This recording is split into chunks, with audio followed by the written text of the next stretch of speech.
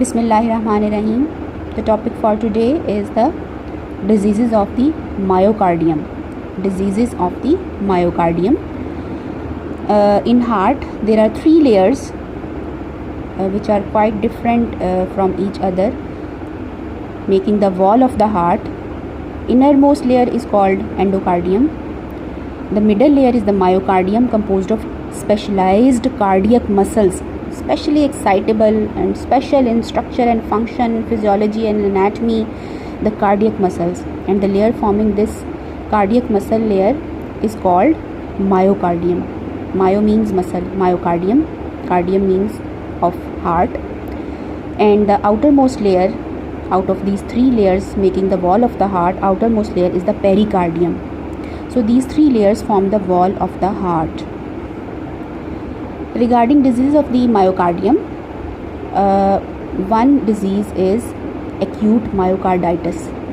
Acute myocarditis, which is not mentioned in the presentation, but I will verbally tell you about that.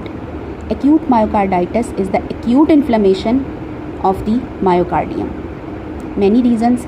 It might be due to systemic diseases, for example Chagas disease, and most of the cases are due to lupus, SLE, systemic lupus erythematosus, involving the cardiac muscles, involving the heart. And other than systemic disease, then Lyme disease may be a cause of acute myocarditis, and most common cause is the viral infections. Coxsackie virus and ecovirus are the leading causes of the infectious cause of the acute myocarditis.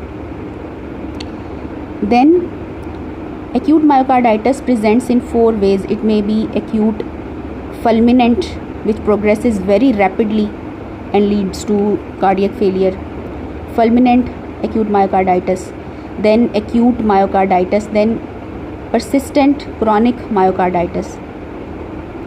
So there are different presentations of the myocarditis. Acute inflammation of the myocardium, the middle muscular layer of the heart. End result is cardiac failure of varying degrees, and the treatment depends upon the treatment of the various symptoms of cardiac failure. For example, breathlessness with diuretics, and heart failure treatment with digoxin positive inotropic agents. So depending upon the severity of heart failure, various drugs which are used in the treatment of heart failure, they are used in the symptomatic treatment of the myocarditis. Other diseases affecting the myocardium are the cardiomyopathies, which are of three types: dilated, hypertrophic and restrictive cardiomyopathy. Cardiomyopathy is an intrinsic disease of the heart muscle and is not associated with other forms of heart disease. For example, congenital heart disease का उसमें कोई role नहीं. Congenital heart disease cannot cause cardiomyopathy. Valvular heart disease cannot cause cardiomyopathy.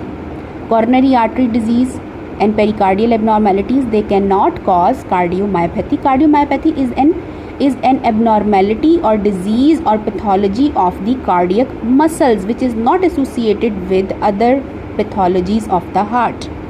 There are three types: dilated cardiomyopathy, hypertrophic cardiomyopathy and restrictive cardiomyopathy. Dilated cardiomyopathy, as the name shows, is the form of cardiomyopathy or disease of the myocardium or myocardial muscles in which all chambers of the heart get dilated. There is dilatation of all the cardiac chambers. So reduction in the ventricular contractile function. एक ऐसा heart जो dilate हो चुका है वो अच्छी तरह से कॉन्ट्रैक्ट, उसकी वॉल्स भी थिन हो जाएंगी, तो वो अच्छी तरह कॉन्ट्रैक्टाइल फंक्शन, अपना कॉन्ट्रैक्टिलिटी विल बी कॉम्प्रोमाइज्ड, अपना कॉन्ट्रैक्टाइल फंक्शन परफॉर्म अच्छे तरीके से नहीं कर सकता. There is problem in systole.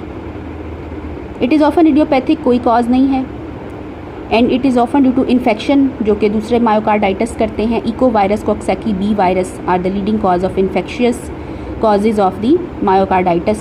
So these are here as well. Post infectious infection के बाद familial, the genes we get from our parents. So the diseases, certain diseases runs in families called familial diseases. Dilated cardiomyopathy due to secondary it may be secondary to systemic disease, or it may be due to cardiotoxic drugs. For example, doxorubicin is a known cardiotoxic drug. So all these can be idiopathic, or other causes can cause this dilated cardiomyopathy. It may be due to secondary to progression of any process that affects the myocardium. For example, acute myocarditis, chronic myocarditis, fulminant myocarditis can cause dilated cardiomyopathy as an end result. So it can be secondary to progression of any process, pathological process affecting the myocardium. There may be atrial and ventricular arrhythmias. When the chambers of the heart are dilated, obviously conduction system will not work properly. So atrial and ventricular arrhythmia, which is a leading cause of death in dilated cardiomyopathy, can occur. Results in tricuspid and mitral regurgitation. So clinical symptoms में major चीज़ें क्या हैं? Atrial and ventricular arrhythmia, जो कि leading cause of death है in dilated cardiomyopathy. Tricuspid and mitral regurgitation कैसे होगी? Here you can see the difference between a normal heart and a heart affected by dilated cardiomyopathy. यहाँ पे आप देख सकते हैं कि diameter of the mitral and tricuspid valve are enlarge. Tricuspid valve का डायमीटर इतना ज़्यादा, माइट्रल वेल्व का डायमीटर इतना ज़्यादा. तो रिगर्जिटेशन क्या है? When the heart valve is closed, even then the blood flows. For example, the across it. For example, left ventricle systole में कॉन्ट्रैक्ट करता है, तो हार्ट का जो ब्लड है लेफ्ट वेंट्रिकल के अंदर वो आयोटा में फ्लो होना चाहिए. ठीक है, 70% या उससे ज़्यादा इजेक्शन फ्रैक्शन जो है वो आयोटा में फ्लो होना चाहिए. लेकिन रिगर्जिटेशन का क्या मतलब है कि वो लेफ्ट एट्रियम में भी फ्लो करेगा. Across this damage, across this regurgitation से जो अफेक्ट हुआ है वेल्व, उसके अक्रॉस भी ब्लड फ्लो होगा. सिस्टली में लेफ्ट वेंट्रिकल से ब्लड आयोटा में फ्लो करना चाहिए, लेकिन रिगर्जिटेशन क्या है कि ब्लड का back flow into the left atrium भी होगा. This is called regurgitation. Back flow of blood across a closed valve. जब वेल्व क्लोज है, जब फंक्शनली एनाटॉमिकली वेल्व क्लोज है, उसमें से ब्लड फ्लो बैक फ्लो नहीं होना चाहिए. उस वक्त जब बैक फ्लो होता है तो उसको हम क्या कहते हैं? Regurgitation. So obviously the structural difference is there in dilated heart, in dilated cardiomyopathy. So because of these changes, pathological changes and dilatation of the mitral and tricuspid valve, there is mitral and tricuspid regurgitation. Symptomatic heart failure can occur. Syncope, अचानक जो patient बेहोश हो जाता है. Dyspnoea, difficulty in breathing, shortness of breath, volume overload, heart अच्छी तरह pump नहीं कर सकता बैक प्रेशर की वजह से, oedema, right heart failure, pulmonary congestion, etcetera etcetera. Some patients are asymptomatic in the start. On physical examination, what signs we can see? Variable degrees of cardiac enlargement. X-ray पे cardiac enlargement नज़र आएगी. Pulse pressure is narrow. There is a small difference between the systolic and diastolic blood pressure. Heart अच्छी तरह pump ही नहीं कर पा रहा, तो सिस्टोलिक और डायस्टोलिक प्रेशर, ब्लड प्रेशर में ज़्यादा डिफरेंस कैसे आएगा? JVP is raised.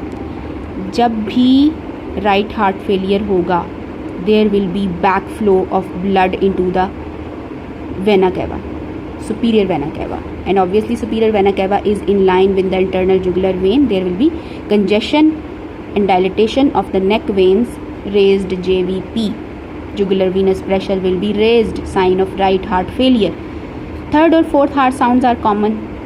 Mitral and tricuspid regurgitation may occur. So these are the physical signs which may be present in the dilated cardiomyopathy. On any kind of cardiomyopathy, diagnostic tests are chest X-ray, ECG and echocardiography. इस पे only the restrictive form of cardiomyopathy is very very difficult to diagnose on echocardiography as well, and complex testing may be required, for example endomyocardial biopsy, CT, MRI.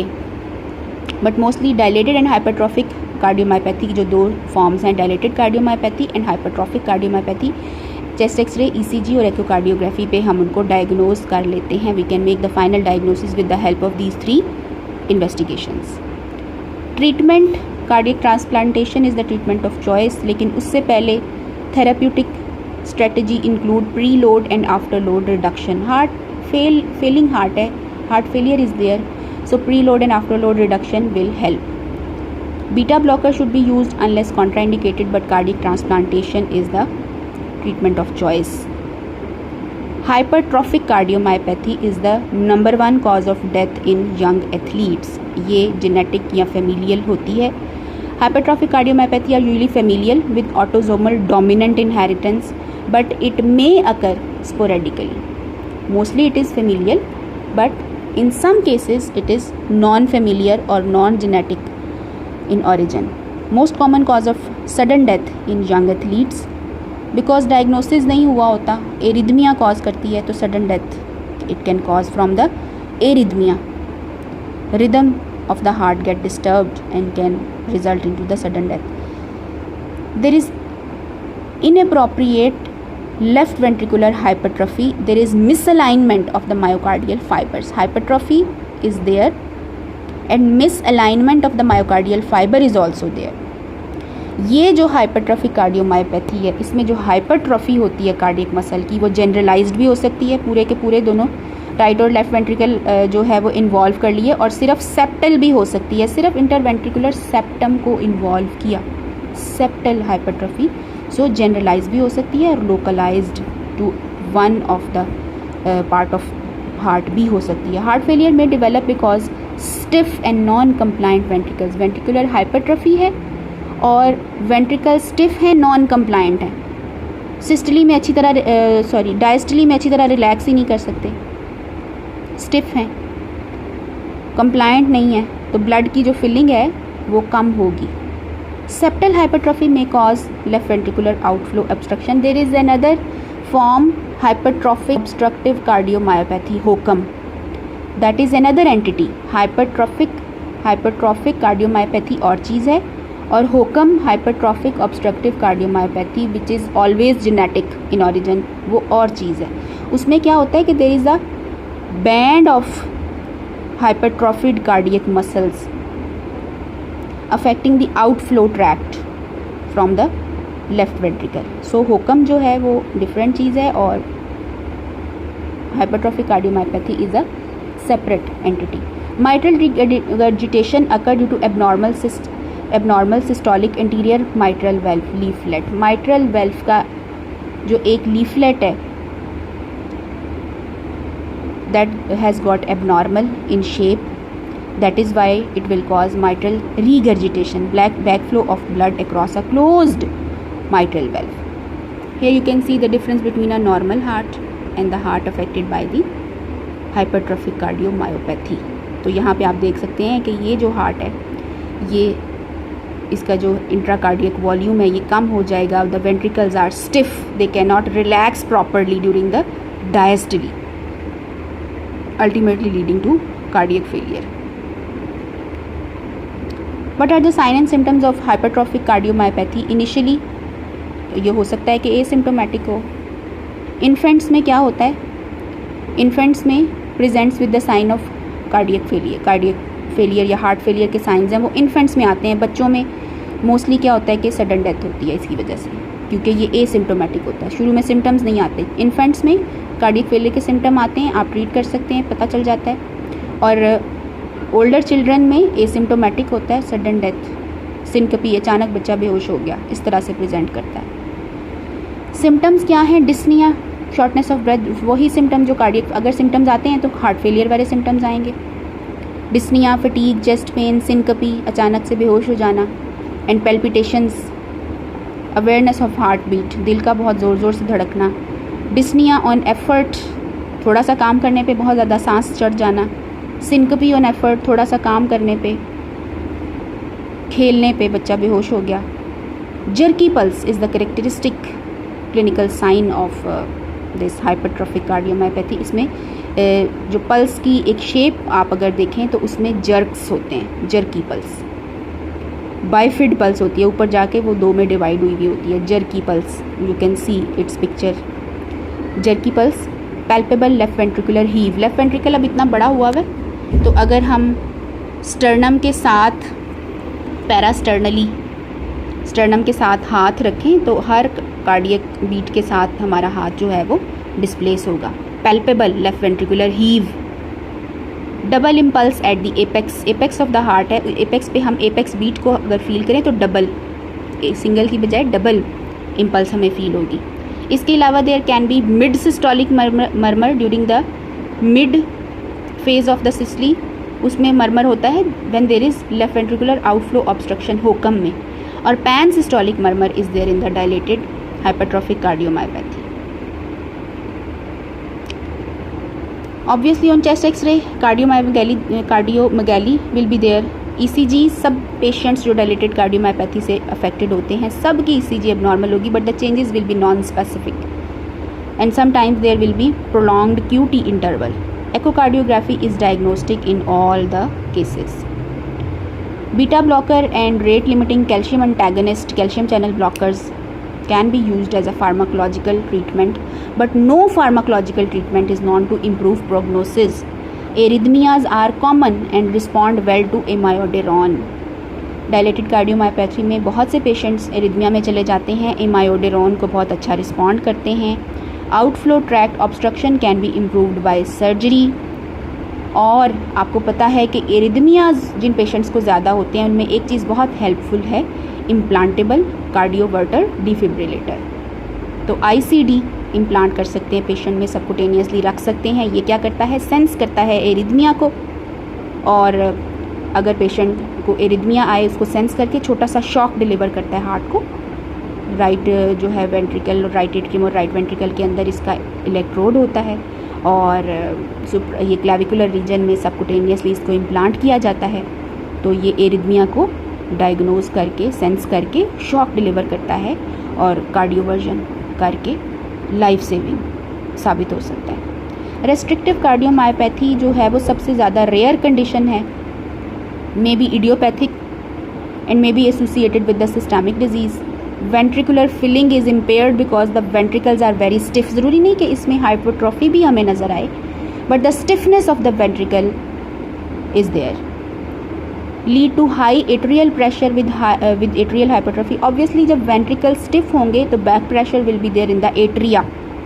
Atria में back pressure जाएगा जिसकी वजह से atrial dilatation और atrial failure will result, and when the right atrial dilatation and right atrial hypertrophy due to increased pressure and dilatation will be there will be atrial fibrillation. Atria जो है वो, atrial fibrillation is the arrhythmia of the atria that can occur in this type of cardiomyopathy. Presenting symptoms usually include dyspnea exacerbated by respiratory illness। अगर हुई lungs की कोई disease हुई, infection हुआ, उससे डिस्पनिया बहुत ज़्यादा होता है इसमें। syncope and congestive heart failure can also be the symptoms of restrictive cardiomyopathy. Here you can see there is no difference, यानी कार्डियोमायोपैथी एक्सरे पे भी डायलेटेड हार्ट नज़र नहीं आएगा, एकोकार्डियोग्राफी पे भी इसका डायग्नोसिस मुश्किल है, बिकॉज ज़रूरी नहीं है कि रेस्ट्रिक्टिव कार्डियोमायोपैथी में हाइपरट्रॉफी भी हो, but the ventricles are stiff.